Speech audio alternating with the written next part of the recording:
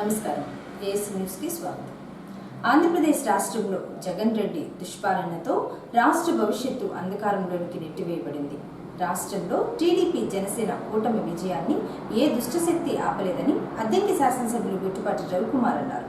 సంతమాగులూరు మండలం మిన్నేకల్లు గ్రామంలో ఓ కార్యక్రమానికి హాజరైన ఎమ్మెల్యే రవికుమార్ స్థానిక నేతలతో మాట్లాడారు. రాష్ట్ర వ్యాప్తంగా తెలుగుదేశం పార్టీ గాలి వీస్తోందని, చంద్రబాబును మళ్లీ ముఖ్యమంత్రిని చేయాలన్న ఆకాంక్ష అన్ని వర్గాల్లో వారికి కనిపిస్తుందని, గ్రామాల్లోని నేతలు ఓటరు జాబితాను సరిచేసుకోవాలని, అధికార పార్టీ నేతలు బయట ప్రాంతాలకు చెందిన వారి ఓట్లను చేర్పులకు పాల్పడుతున్నారని, జగన్ రెడ్డికి వ్యవస్థలను దుర్వినియోగం చేయడం అలవాటుగా మారిందని, ఓటమి భయంతో అనేక అక్రమాలకు పాల్పడుతున్నాడని, జరగబోయే ఎన్నికల్లో దొంగ ఓట్లు వేయించుకుని మరోసారి ప్రజల నెత్తిన కూర్చోవాలని కుట్రలు పన్నుతున్నారని రవికుమార్ విమర్శించారు. రాబోయే ఎన్నికల్లో తెలుగుదేశం పార్టీ అధికారంలోనికి రాబోతుందని తెలియజేశారు.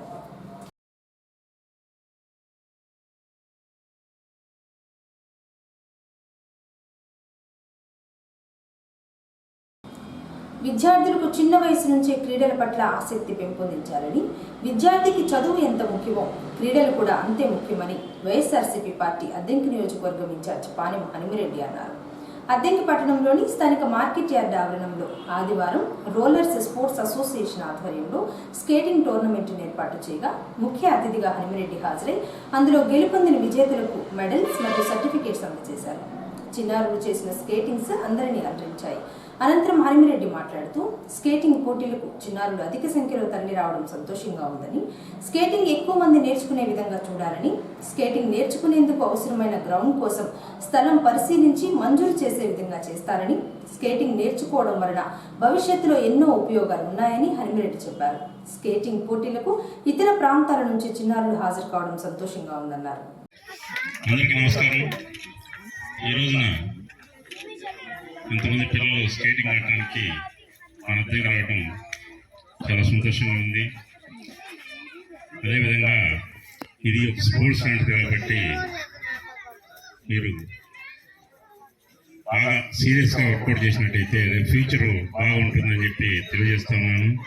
అదేవిధంగా మీరు అడిగిన స్కేటింగ్ గ్రౌండ్ కోసం రేపు ఎంఆర్ఓ గారు లేరు, ఇక్కడ ప్రస్తుతం ట్రాన్స్ఫర్ అయినారు. 2-3 రోజులు కొత్త వాళ్ళు వస్తారు. రాగానే ఎంఆర్ఓ గారిని సర్వేని పిలిచి ఒకసారి మాట్లాడి అది ఇచ్చే ఏర్పాటు చేస్తామని చెప్పి తెలియజేస్తాను.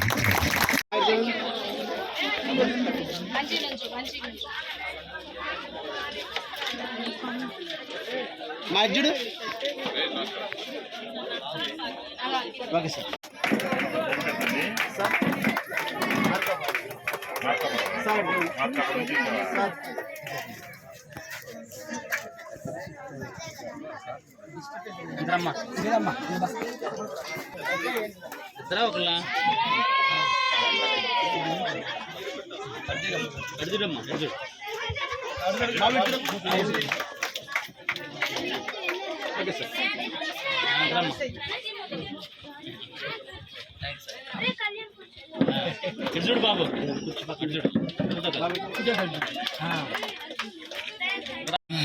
ఇన్ఛార్జ్ వాళ్ళకి చెప్పి మనకి ఏదైనా అవసరం అయితే దాన్ని ఎంఆర్ఓ ద్వారా చేసుకోవాలా. మనకి కానీ ఈ అద్దెం టౌన్ అయినా సరే ఏదైనా సరే మనకి ఏదైనా సరే ఎంఆర్ఓ గారి దీనికి రెవెన్యూకి సంబంధించింది కాబట్టి మీకు ఏదైనా స్థలం కావాలన్నా ఏది కావాలన్నా సరే మన ఎంఆర్ఓ గారి ద్వారా మనం చేర్చుకోవాలి. కాబట్టి మనకి ఇన్ఛార్జ్ వాళ్ళకి చెప్పుకొని మనకి ఏదైనా స్థలం కాబట్టి ఎన్ని సెంట్లు ఏందనేది మీరు క్లారిటీగా తీసుకొని ఒక అర్జీ రూపంలో తీసుకొచ్చి ఇస్తే ఆ కమిటీ ఒక ఆథరైజ్డ్గా లెటర్ తీసుకొని వస్తే మన ఇన్ఛార్జ్ వారికి ఇస్తే దాన్ని బట్టి పరిశీలిస్తారు. కాబట్టి మీ అందరూ కూడా ఏదైనా సరే సమస్య వచ్చినప్పుడు ఏదైనా సరే మన ఇన్ఛార్జ్ వారికి ఒక లెటర్ పూర్వకంగా ఇస్తేనే దానికి ఆథరైజ్గా ఉంటుంది. కాబట్టి మీరు ఒక లెటర్ పూర్వకంగా తీసుకొచ్చి ఇవ్వాలి. అలాగే మనకి ఇక్కడ ఇలాంటి ఎడ్యుకేషన్స్ చదువుతున్నప్పుడు మనకి ఇలాంటి గేమ్స్ పెట్టుకోవడం అనేది శుభపరిణామంగా పరిగణిస్తున్నాము. అలాగే మనకి జగన్ గవర్నమెంట్ కూడా ఆడదామంతర కార్యక్రమం పిల్లకాయలు ఆడుకోవడానికి ఎన్నో స్థలాలు లేక ఉన్నప్పుడు కూడా మన గవర్నమెంట్ స్కూల్లో చేసుకున్నాము. అట్లనే ఇప్పుడు మీకు ఈ స్కేటింగ్ కూడా ప్లేస్ కావాల్సి వస్తే మనకి ఇన్ఛార్జ్ చేసుకోవాలని తెలియజేస్తూ సెలవు తీసుకున్నాం. Arjun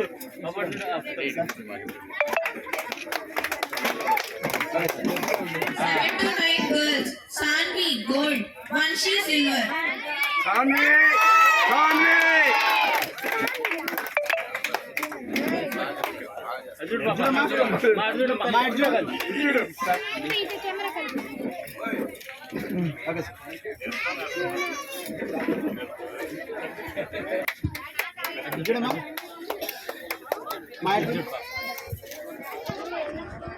Abhiram, gold. Yog Abhiram, silver. Darshik Verma, bronze.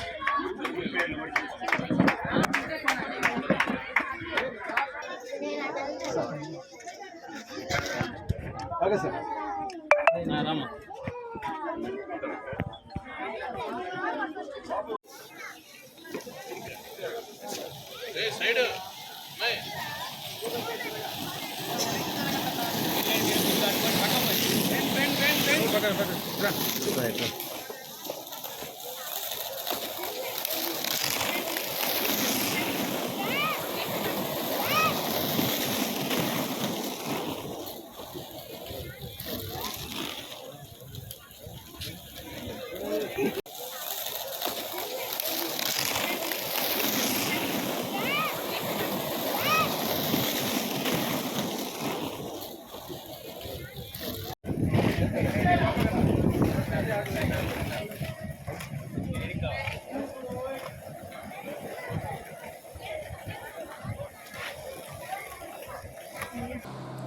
Addanki పట్టణంలోని స్థానిక నాగులబండ బజార్లో ఉన్న మారం సేవా సదన్ భవనంలో ఆదివారం పుట్టంరాజు బుల్లయ్య రామలక్ష్మమ్మల సాహిత్య పురస్కారం సభ జరిగింది. ముందుగా 2024 సాహిత్య పురస్కారంను ప్రముఖ కవి రచయిత ఉబ్బా దేవపాలనకు పురస్కార ద్రవ్యం కింద 5,000 రూపాయలు, పట్టు వస్త్రాలు, జ్ఞాపికలను అందజేశారు. అనంతరం జరిగిన సభలో దేవపాలన మాట్లాడుతూ పుట్టంరాజు బుల్లయ్య రామలక్ష్మమ్మల సాహిత్య పురస్కారం తనకు అందజేయడం సంతోషంగా ఉందని, శ్రీరామచంద్రమూర్తి వారి తల్లిదండ్రుల పేరు మీద ట్రస్ట్ ఏర్పాటు చేసి ప్రతి సంవత్సరం రాష్ట్ర స్థాయి నుంచి మండల స్థాయి వరకు ప్రముఖులను గుర్తించి పురస్కారాలు అందజేయడం జరుగుతుందని, నేటి తరం యువత సీనియర్ రచయితలను ఆదర్శంగా తీసుకోవాలని, ఎందరినో ఆదర్శంగా తీసుకుని వేట కొడవలి, చందనూరు చరిత్ర, జ్ఞానపదం వంటి రచనలు రాశారని, ఇంకా రానున్న కాలంలో మరెన్నో రచనలు చేసేందుకు సిద్ధంగా ఉన్నారని, పుట్టంరాజు చేసే సేవా కార్యక్రమాలకు వారి సహాయ సహకారాలు ఉంటాయని దేవపాలన తెలియజేశారు. ఎందుకంటే నామాలు పెట్టేవాడు కొంతమంది, బంగనామాలు పెట్టేవాడు కొంతమంది, గురువులు మించిన వాడు కొంతమంది, గురువులు ముంచిన వాడు కొంతమంది, ఇట్లా చాలామంది అన్ని వృత్తుల్లో కూడా మా శిష్యులు ఉన్నారు. అదే మా ఆస్తి. నాకైనా మన చంద్రెడ్డి వెంకటేశ్వరరావు మాస్టర్ గారికైనా, అందరూ శర్మ గారు, మన కృష్ణ, అందరూ టీచర్స్ వచ్చారు చాలామంది, రఘురామ్ శర్మ గారు. మాకందరికి ఆస్తి ఏమిటంటే మేము చెప్పుకోది, ఈ టౌన్లో నాకు శ్రీరామచంద్రమూర్తి, ఆర్టీసీ కోటయ్య, మోటిపల్లి రామదాసు, గోగులమూడి శేషగిరి, చిన్ని మురళీకృష్ణ, వీళ్ళందరూ నా శిష్యులు అనుకోవడమే నాకు కొంత ఆస్తి. ఎందుకంటే 74లో వచ్చినప్పుడు నాకు ఇల్లు అడ్రస్ లేదు, ఇల్లు ఇవ్వాల, కొన్ని కారణాలతో నాకు ఇల్లు ఇవ్వాల ఈ ఊళ్ళో. అదంతా తెలుసు ఎందుకు ఇవ్వలేదు. అప్పుడు చెల్లి మురళి వాళ్ళ పెద్దనాయన చెల్లి రాఘవయ్య గారు ఒక మాట అన్నాడు. అంటే అది చెప్పకూడదు, అది అయిపోయిందిగా చెప్తా. మీరు ఎవరైతే నాకేమయ్యా ఒక 10 రూపాయలు ఎక్కువ పెంచి అన్నాడు. చూసారా, అది మన సమాజంలో ఉండేటువంటి. దాదాపు 10 ఏళ్ల పాటు అక్కడ రాఘవయ్య సత్రం అని ఉండేది, అక్కడ ఉన్నాను. చాలామంది శిష్యులు, ప్రశిష్యులు, వాళ్ళ యొక్క శిష్యులు ఇట్లా ప్రవర్ధమానం అవుతూ వస్తున్నారు. ఇక్కడ ఇందాక నన్ను గురించి చాలా ఎక్కువ చెప్పారు. నేను మట్టిలో జన్మించినటువంటి మొక్కని, రైతు బిడ్డని. మా అమ్మ మా నాన్నగారు పొలం పని చేసుకొని రైతు దగ్గర పని చేసుకొని ఎండకు ఎండి వానకు తడిసి ఇంటికి వచ్చి ఒగిడాకులాగా వాడిపోయినవాడు. అటువంటి కుటుంబంలో పుట్టాం కాబట్టి ఎట్టయినా దానికి పెద్ద పెద్ద మాట్లాడినా చూసారా. తయారు చేశాడు, ఎంతో మంది కళాకారులు తయారు చేశాడు, ఎంతో మంది విస్తృత కళాకారులను బయటికి తీసుకొచ్చాడు. ఆయన పల్లెటూళ్ళు తిరిగాడు, అనేక మంది కళాకారుల్ని బయటికి తీసుకొచ్చి వెలికి తీసే రత్నాలన్నింటినీ చూపించాడు మనకి. అలాంటి వ్యక్తికి తన గురువుగా చాలా గౌరవిస్తారు పుట్టంరాజు గారు. నేను కూడా సరదాగా అనుకుంటాను, మీ శిష్యరత్నం, మీరు నిజమే శిష్యరత్నమే. అలాంటి శిక్షరత్నం పుట్టరాజు గారు మరి గురువు గారిని ఈరోజు అభిమానంతో మాత్రమే కాకుండా సగౌరవంగా సంప్రశ్రయంగా చాలా సాధికారికంగా వారిని గౌరవించబడినటువంటిది చాలా ఉదాహరణమైనటువంటి విషయం. ఈరోజు నాకు ఇవ్వబడినటువంటి అంశం సాహితీ వైజయంతిక, అద్దంకి సాహితీ వైజయంతిక అనే గ్రంథాన్ని పరిచయం చేయమన్నారు. సాహితీ వైజయంతిక ఇందాక మీకు చూపించిన ఊరికే జయంతి సంభవం ధామ వైజయంతి విభూషణం అని. వైజయంతి అంటే కా ప్రత్యయం ఏంటండి? వైజయంతిక సమానార్థకాలే. వైజయంతిక అంటే వైజయంతి అంటే నైఘంటికార్థం ఏమిటంటే రెండు అర్థాలు ఉన్నాయి. ఈ రెండింటికి సమన్వయం కుదురుతోందండి. మాస్టర్ అలా పెట్టాడు, చాలా సంతోషం వేస్తుంది నాకు. వైజయంతిక అంటే విష్ణువు యొక్క మెడలో ఉండే పూలమాల, చాలా పెద్ద పూలమాల అండి, మామూలు పూలమాల కాదు, అపాదమస్తకం ఉండేటువంటి పూలమాల. అంటే 9 అడుగుల వెంకటేశ్వర స్వామి ఉన్నాడు కదా తిరుమలలో, ఆ వెంకటేశ్వర స్వామి పాదాల దాకా ఉంటుంది అంత పెద్ద వైజయంతి మాల. ఆ వైజయంతి మాల ఎప్పుడు వాడదు, పరిమళం పోదు, అసాధారణమైనటువంటి మాల అది వైజయంతి మాల అంటే. ఆ పేరు అలా పెట్టారు, వైజయంతి మాల బాలి. కాబట్టి వైజయంతి మాల అంటే ఎప్పటికీ వాడని పరిమళం పోని ఒక పుష్పమాలిక. అలాంటి పుష్పమాలిక అనే అర్థంలో అద్దంకి సాహితీ వైజయంతి అని పెట్టారు. అంటే అద్దంకి యొక్క సాహితీ పరిమళం ఎప్పటికీ పోదు, నిరంతరంగా నిలిచి ఉంటుంది అని. కేంద్ర బడ్జెట్లో అంగన్వాడీలకు నిధులు తగ్గించడాన్ని తీవ్రంగా వ్యతిరేకిస్తున్నామని శ్రామిక మహిళా రాష్ట్ర నాయకురాలు కల్పన అన్నారు. అద్దంకి పట్టణంలోని స్థానిక సుందరయ్య భవనంలో ఆదివారం anganwadi workers and helpers union ఆధ్వర్యంలో కార్యకర్తల సమావేశం జరిగింది. ఈ సందర్భంగా కల్పన మాట్లాడుతూ కేంద్ర ప్రభుత్వం గత 2 రోజుల క్రితం ప్రవేశపెట్టిన బడ్జెట్లో అంగన్వాడీలకు గతంలో కంటే ఈసారి తక్కువగా కేటాయించడం దారుణమని, ఈ పార్టీకి పేదలుగా ఉన్న స్కీమ్ వర్కర్స్ కి వర్తిస్తున్న ఆయుష్మాన్ పథకాన్ని కొత్తగా పెట్టినట్లు కేంద్ర ప్రభుత్వం ప్రచారం చేస్తుందని, రాష్ట్ర ప్రభుత్వం గత సమ్మెకాలంలో ఇచ్చిన హామీలు అమలు చేయకపోతే తిరిగి మరలా ఆందోళనలు చేయడానికి సిద్ధంగా ఉన్నారన్నారు. ఇతర పరిశ్రమల్లో పనిచేసే మహిళలుగా ఉంటారు. అంటే ప్రత్యేకంగా ఇవాళ దేశంలో కీలకమైనటువంటి రంగాల్లో లేకపోతే ఎక్కువ సంఖ్యలో పనిచేస్తున్న రంగమైన మహిళలు అంటే ఎక్కువ మంది 50% ఎక్కువ పనిచేస్తూ ఉన్నారు. వీళ్ళ సమస్యలు కూడా ప్రత్యేకంగా ఉంటాయి. అంశం వేతనాల సమస్య మగోళ్ళతో ఉన్నటువంటి ఆ సమస్యలే కాదు, ఇతర సమస్యలు కూడా ఉంటాయి. ఏమి సమస్యలు ఉంటాయి?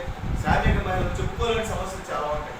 పనిచేసే దాంట్లో ఇద్దరు కలిసి పనిచేసే మగాళ్ళు ఆడవాళ్ళు కలిసి పనిచేసే దాంట్లో చాలా సమస్యలు ఉంటాయి. లైంగిక వేధింపులు ఉంటాయి, మరి అధికారుల ఒత్తిడి ఉంటుంది, ఇతర అట్లనే సెలవులకు సంబంధించిన సమస్యలు ఉంటాయి, అట్లనే సౌకర్యాలకు సంబంధించిన సమస్యలు ఉంటాయి, ఇతర చాలా సమస్యలు. ఇలాంటి సమస్యలు ఉంటాయి, అవన్నీ కూడా చెప్పుకోలేరు. కాబట్టి వాళ్ళ కోసం కూడా ఒక ప్రత్యేకమైన కమిటీగా ఉండాలని చెప్పి మహిళల యొక్క శ్రామిక మహిళల యొక్క కమిటీని ఏర్పాటు చేసి ఆ విధంగా శ్రామిక మహిళలను కూడా ఆర్గనైజ్ చేస్తున్నటువంటి పరిస్థితులు.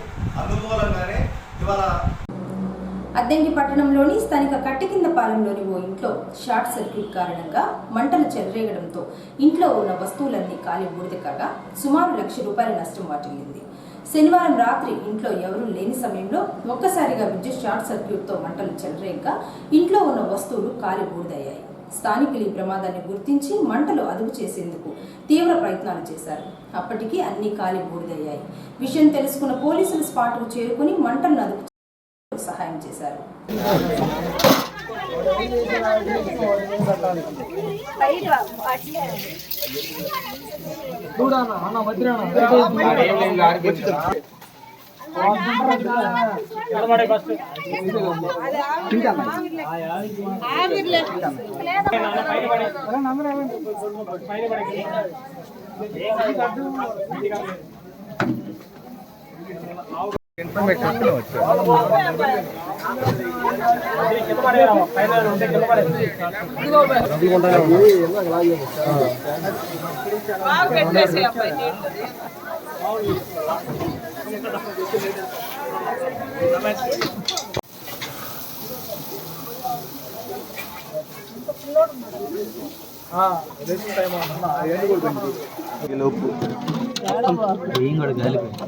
అంత నువ్వు రాబట్టి నువ్వు వాడి లోపల కొట్టారు మా వల్ల ఏమైతే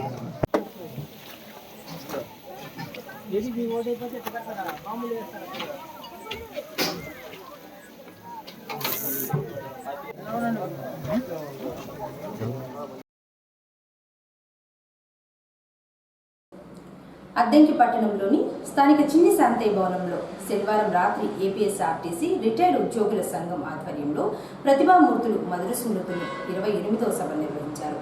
ముందుగా ప్రతిభామూర్తుల చిత్రపటాలకు ప్రముఖులు పూలమాలలు వేసి నివాళులర్పించారు. అనంతరం జరిగిన కార్యక్రమంలో సినీ సాహితీ విశ్లేషకులు వారణాసి రఘురామ శర్మ మాట్లాడుతూ ఎన్టీఆర్ నటించిన శ్రీ సీతారామ కళ్యాణంలో రామారావు తేజస్సు గాని రాజసం గాని నా భూతో నా భవిష్యత్ అని ఈ చిత్రం సామాన్య ప్రజల దగ్గర నుంచి పీఠాధిపతుల వరకు కూడా ప్రశంసించినటువంటి గొప్ప చిత్రం అన్నారు. రామారావు తొలి దర్శకత్వం వహించి తానే ప్రధానమైనటువంటి నెగిటివ్ పాత్ర పోషించి సంగీత సాహితీ ప్రపంచాన్ని ఆనందంతో ఉప్పొంగించినటువంటి చిత్రం సీతారామ కళ్యాణం అని, ఈ చిత్రంతో పాటు దానవీర సూరకర్ణ గాని శ్రీకృష్ణ పాండవీయం గాని పునాదిగా చెప్పుకోవడానికి వీలుంది అని రఘురామ శర్మ చెప్పారు. ప్రతి నెల ప్రతిభామూర్తుల సభ నిర్వహించి మహానటుల గురించి చెప్పుకోవడం సంతోషంగా ఉందని, ఇదే విధంగా రిటైర్డ్ ఆర్టీసీ ఎంప్లాయీస్ సంఘం తరపున నిర్వహించాలన్నారు. ఓసంగి అందం వెలసిపోయింది, వర్తమానం విలవెలపోయింది. ఇవన్నీ ఆయన పుస్తకాలేనండి, ఆయన రచనలే. అంటే ఏ స్థాయిలో ఆయన గురించి రాశారో ఈ వాక్యాలను ఒకసారి లోతుగా పరిశీలిస్తే అర్థమవుతుంది. ఎండూరి సుధాకర్ గారి కుటుంబం కనిగిరి ప్రాంతం నుంచి వలస వెళ్ళి తెలంగాణలో స్థిరపడ్డారు. బహుశా రావిగుంట పల్లె వారి సొంత స్థలం అయి ఉండవచ్చు. రావిగుంట పల్లె కనిగిరి. ఆయన అమ్మమ్మ గారింటి వద్ద నిజామాబాద్ పాముల బస్తీలో జన్మించారు. హైదరాబాద్లో పెరిగారు. చదువు మొత్తం అయింది హైదరాబాద్లోనే సాగింది. 1959లో జన్మించాడు కదండి. 1964లో జవహర్లాల్ నెహ్రూ మరణించినప్పుడు ఎర్ర గులాబీ ఏడ్చింది అని చెప్పేసి చిన్నపిల్లవాడు కాగితం మీద రాసుకున్నాడు. 7వ తరగతి చదివేటప్పుడే గోడ మీద బొగ్గుతో అక్షరాలు అందమైన మాటలు రాసుకునేవాడు. ఇది చూసి వీడు కవి అవుతాడని చెప్పి వాళ్ళ స్నేహితులు వీడికి ఆ చిరిగిపోయిన కండవ కప్పేవాడు. అంటే చదువు మీద అక్షరాల మీద ఉన్నటువంటి అభిమానం ఈ విషయం మనకు తెలియజేస్తాడు. కష్టపడి చదువుకున్నాడు, పాత పుస్తకాలు కొనుక్కొని చదువుకున్నాడు. తెలుగు పండిట్ చదివాడు. తర్వాత ఎంఏ చేశారు, ఎంఫిల్ చేశారు, పిహెచ్డి చేశారు, టీచర్ ఉద్యోగం చేశారు. తెలుగు విశ్వవిద్యాలయానికి సీనియర్ ప్రొఫెసర్గా డీన్గా పనిచేశారు. కేంద్ర సాహిత్య అకాడమీకి జూరీ మెంబర్గా పనిచేశారు. తెలుగు సలహా మండలికి సభ్యుడిగా పనిచేశారు. తెలుగు విశ్వవిద్యాలయం తరఫున ప్రచురించినటువంటి వాంగ్మయి పత్రికకి సంపాదకుడుగాను పనిచేశారు. అంటే సాహిత్య రంగంలో ఎన్ని మెట్లు ఎక్కాలనో అన్ని మెట్లు ఎక్కి దిగారు. ఆయన లేడు. ఏది ఏమైనా సరే గురువు గారు మీరు దర్శకత్వం చేస్తే చేయండి, లేదంటే మీ ఇష్టం, కానీ ఈ చిత్రం మాత్రం తీసేది అనుకొని రామారావు గారు తాను రావణ పాత్ర ధరించడానికి సిద్ధపడి, మరి త్రివిక్రమరావు గారు అన్నాడు, అన్నయ్య మరి మీరు రావణాసురుడు వేషం వేస్తే మరి రాముడు కూడా మీరే చేస్తారంటే, సీతారామ కళ్యాణంలో నేను రావణుడు రాక్షస ప్రవృత్తి ఉంది, కానీ రాముడు బాలరాముడు, కళ్యాణరాముడు, కళ్యాణానికి సిద్ధపడే రాముడు నేను సూటుకులు కాను. అందుకని ఏదైనా సరే ఒక కొత్త ఆర్టిస్టుని చూసి రాముడు పాత్ర వేద్దామంటున్నాడు. ఆ సమయంలో మద్రాస్ పాండి బజార్లో ఒకసారి తలుపుగా హర్నాథ్ గారు చెప్పుల షాప్లో నిలబడ్డాడు. ఈ కుర్రవాడైతే బాగున్నాడని అతని దగ్గరికి పెట్టి అతన్ని ఒక్కసారి మేకప్ టెస్ట్కి రమ్మని చెప్పి నీకు మంచి వేషం ఇస్తాను మా బ్యానర్లో అన్నాడు. ఆ రోజుల్లో ఏమిటంటే ఒక్కసారి మేకప్ టెస్ట్ చేసి తిరస్కరించబడితే ఆ ఆర్టిస్ట్కు మళ్ళీ ఎవరు కూడా ఛాన్సెస్ ఇవ్వరు. అందుకని రామారావు గారితో ఈ డౌట్ ఎక్స్ప్రెస్ చేశాడు. సార్ మీరు మేకప్ టెస్ట్ రమ్మంటున్నారు, మరి నేను కనుక మేకప్ టెస్ట్లో ఫెయిల్ అయితే నా తల్లి నాకు పోతుంది అంటే, ఏం పర్లేదు నేను ఏదో ఒక అవకాశం ఇస్తాను అని సరే వచ్చాడు. మేకప్ టెస్ట్ చేసిన తర్వాత ఓకే అనుకున్నాడు. అప్పుడు రావణుడు రాముడు ఇద్దరు సెట్ అయ్యారు. మరి లక్ష్మణుడు అప్పుడప్పుడే వర్ధమానుడు శోభన్ బాబుని లక్ష్మణుడిగా తీసుకున్నారు. మరి సీత అప్పటికి రాణి రత్నప్రభ సినిమాలో చిన్న డ్యాన్స్ వేషాలు వేసినటువంటి మణి, అప్పట్లో కంటే గీతాంజలి ఇప్పుడు అప్పుడు ఆమె పేరు మణి. ఆమెను చూశారు, చూసిన వాళ్ళు చెప్పారు. ఆ ఫిలిం తెప్పించుకొని రామారావు గారు చూసిన తర్వాత, ఓ ఈ అమ్మాయి మణి బాగానే ఉంది, ఈ అమ్మాయిని బుక్ చేసుకున్నావు అనుకున్నారు. సరేనని చెల్లెలు ఉంది, ఆ అమ్మాయి పేరు స్వర్ణ. ఆమెను శశిరేఖగా ఈ సోర్పటుగా బుక్ చేసుకున్నారు. తర్వాత ఇక మిగతా క్యాస్టింగ్ వచ్చేటప్పటికి కుంభకర్ణుడుగా Kannada artist Uday Kumar. AC news ఇంతటితో సమాప్తం. నమస్కారం.